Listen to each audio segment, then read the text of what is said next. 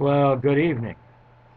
It, it's good to be back with you again. And unfortunately, uh, this is the way we have to meet via the internet or computer for right now. I understand I got word last week that we had some problems with technical problems.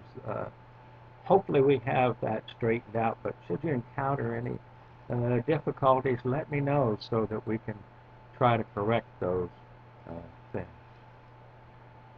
Well, it's been a while since we have met now. It's been like since March the 15th.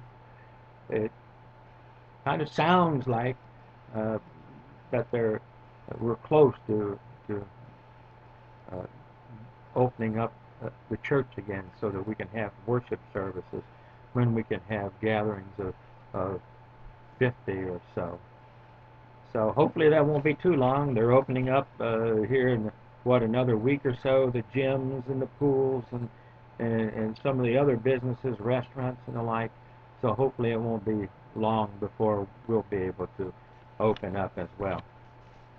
I think we could open up now, but if you received the letter that I sent out, that right now we're in phase one and we can only have gatherings of 10 or more, but mass gatherings of 50 is what we're aiming for, and hopefully that'll happen before too long. Uh, where everybody's impatient, not only just us, but all everybody I talk to is impatient, waiting to get back to church. You don't realize how much the church is a part of your life until you miss it. Well, we had a heavy rain, and that's uh, a good thing too, isn't it?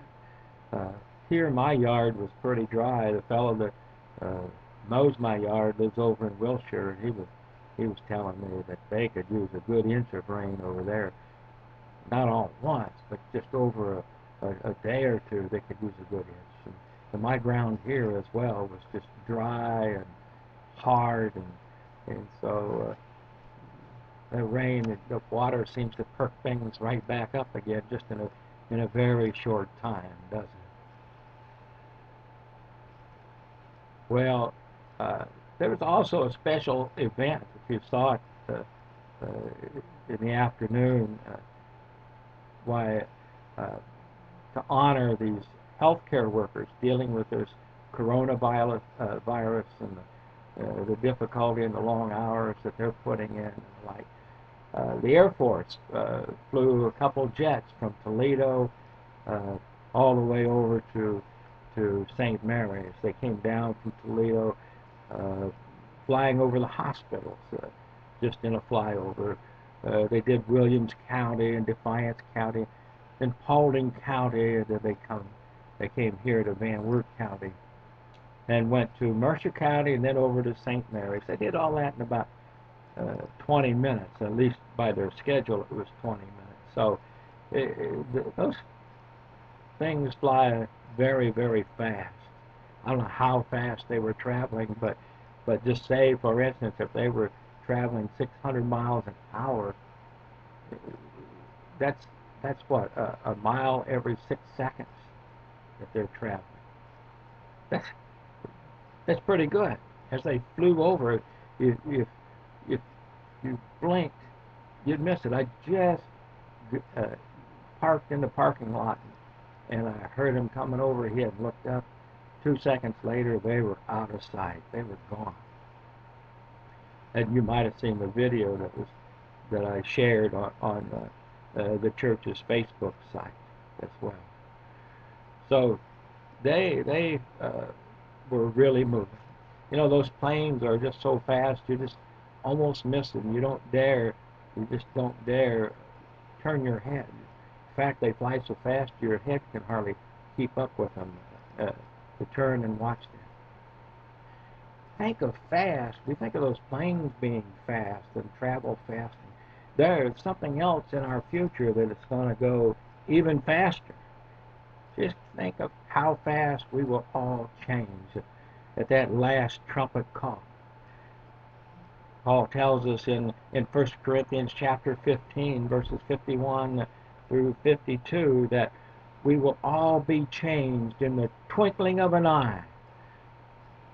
And the dead in Christ will be raised incorruptible, and we will all be changed. We will be all changed for the glory of God. We'll put off these earthly bodies and we'll put on heavenly bodies. Well, the governor is letting things open up, as I said a moment ago, so hopefully it won't be too long before we'll be able to open up our service, and we'll begin to patronize businesses that we patronize all of our lives, or for many, many years in some cases. But one thing about it, we'll notice that those things have changed, and they operate and do business differently than the way they used to do them. Well, change. That's one thing we don't do well with in the beginning, is change. As human beings, we get upset and we complain about change, and we moan and groan and mumble, and I do the same thing too. Not just one person does it. I do the same thing. But change is oftentimes for the better. Or we can take where we have to change, we could maybe take and modify it so that it could be even more user-friendly. We have little patience, though, in the beginning for change, and when we encounter change, and when we have to do something different. It means we have to come out of our comfort zone, and so we curse those things. And the very things that we curse, God can take and use them for good. He can take and use them for His glory to benefit many other folks. Such was the case with the story of Joseph. I don't know if you recall the story of Joseph or not, but it's a pretty neat story. Rags to riches, slave to king, almost. You can read his story beginning in Genesis chapter 37, and it goes up to Genesis 50, and I don't know the verses ending of it. But Joseph was the youngest son of 12 brothers. Being the youngest, and being born in his father's Israel, or Jacob, as he was known as, being born in his father's old age made him Israel's favorite son. And so Israel lavished some luxuries and benefits on Joseph that his other sons perhaps didn't see. And his brothers, seeing that Joseph was their father's favorite, became jealous of Joseph, and they planned on killing him, just laying there waiting for the right time. One day his brothers were out tending their sheep. They were all shepherds. They were tending sheep, and Israel sent Joseph to go out and to check on them and see if they needed anything, or to see how they were doing. And when they saw Joseph coming, they put their plan to do away with him in action. And they overpowered him and stripped him of his ornamented robe that his father had given him, and they threw him into a cistern, and they waited just for the right time. While they were waiting, they decided not to kill him, but it would be better to sell him off into slavery.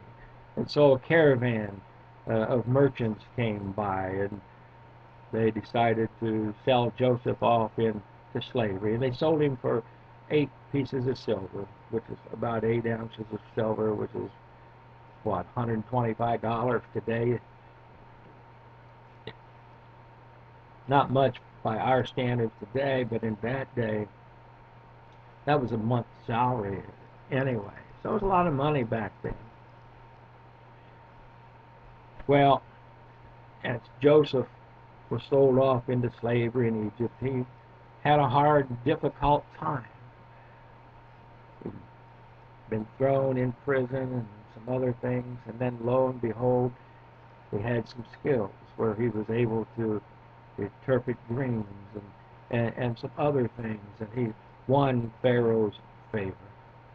So much so that Pharaoh gave him a position of taking care of all the land and the assets of in the kingdom of Egypt. And Joseph was almost equal to Pharaoh in Egypt. Well, Joseph was an excellent manager, and he managed the land and the crops well, and he had reserved over the years so much food that they'd held back and kept back for themselves to get them through a time of great famine. And great famine did indeed come upon the land, and